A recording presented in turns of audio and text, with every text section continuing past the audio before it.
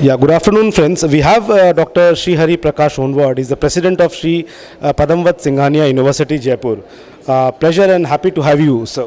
It's my pleasure too. I mean, you have collected so many of my colleagues here, and this is a great opportunity to meet everybody in person after such a long time. And hopefully, this will be the new norm coming back, and not the norm with which we lived for a year and a half at least. It's wonderful being with you, and congratulations for having achieved this almost impossible feat. Wouldn't have been possible without your support and association with all the educators and academicians pan India, sir. How do you take the world new normal to the education fraternity, sir? There are several aspects of the new normal. New normal is it pre-COVID, during COVID, or post-COVID that we are concerned about? A lot of things which came in during COVID, there is a tendency to go back. One of them, for example, is work from home. Many organizations will come out of the work from home syndrome, and they'll start work from office. But at the same time, a lot of organizations who have found the benefit of work from home will continue to work from home. There will be those, in fact, in my university, we have had to bring in a policy of work from home because people said, if work from home worked for 1.5 years, why can't it work now? So we said, good, do come to office. In case of exigencies, we will be happy to allow you to work from home. For example, especially ladies, somebody is not well at home, work from home, engage the lecture. And because that's possible, because we are going into a hybrid mode, and the lecture can happen online. Even if all the students are in the same class, they could simply open the laptop, or we could broadcast it onto the screen. Either way, the lecture can happen. At the same time, there are going to be organizations who can't work from home. Manufacturing sector, for example. Your worker and the machine have to meet each other. Without that, it won't happen. But the sales marketing people could happily work from home. The organizations will save a lot on their AC offices. There will be organizations which will move back, especially organizations with a culture where if the boss does not see you, he does not think you are working. These organizations will come back to the old normal. And people will automatically align themselves. However, wherever there is a teamwork required,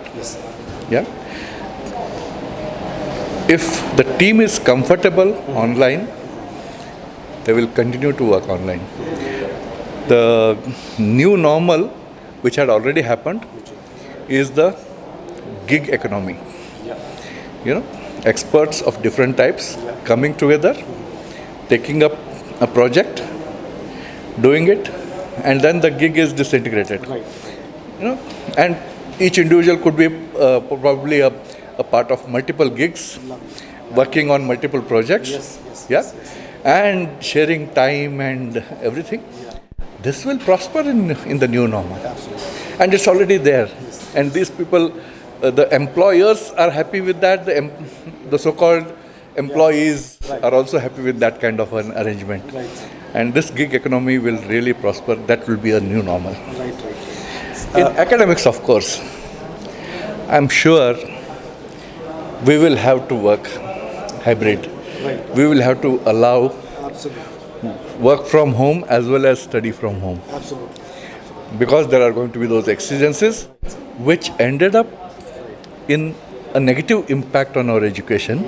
A student who cannot come for 15 days because he is ill, or a teacher who misses his lectures because he is ill. Both can be compensated. And more, because now I can get a faculty who does not need to travel to my university to give his benefit to the students. So that's my take on new normal. A lot of new normal, a lot of old normal, and a mix of that. Very well blended and very well put forward, sir. You gave an example of a university, you gave an example of overall industry, education fraternity perspective. Thank you so much, sir. Any message would you like to give for Adocom Media, sir? Educom, I think they must start recognizing the difficulty of the faculty members.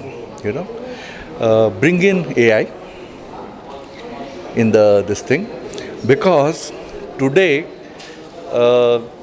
you need to eliminate all the repetitive things the faculty was doing. Yeah, that will give the faculty a larger bandwidth. You know, I don't have to teach a class of 40 only. I can teach a class of 400. Right, sir. If I don't have to evaluate 400 assignments. Yeah. And if I work in synchronous and asynchronous modes, I can actually address individual concerns too. Right. Yeah, and that is something my Educom should support me in, rather than trying to create my own lecture for me and say, look, this lecture is very similar to you and this will make your life easy. I think that's where. We being a media startup, sir, Adocom Media, we took this initiative. Any message would you like to give us us entrepreneurs and the Adocom Media Group? I think this media is here to stay. And whether we like it or not, our students are in a virtual world. We're in a virtual world.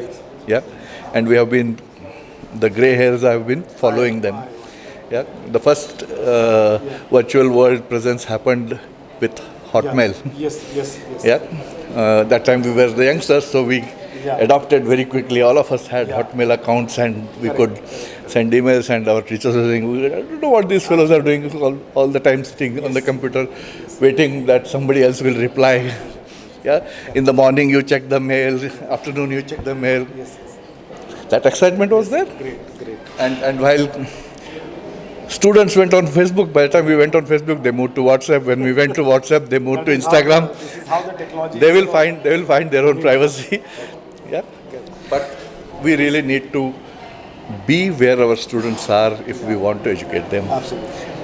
I think that's the message. Thank The you. media is here to stay. Thank you so much for this lovely message. Glad to have you at this event, sir. Thank you. Thank you.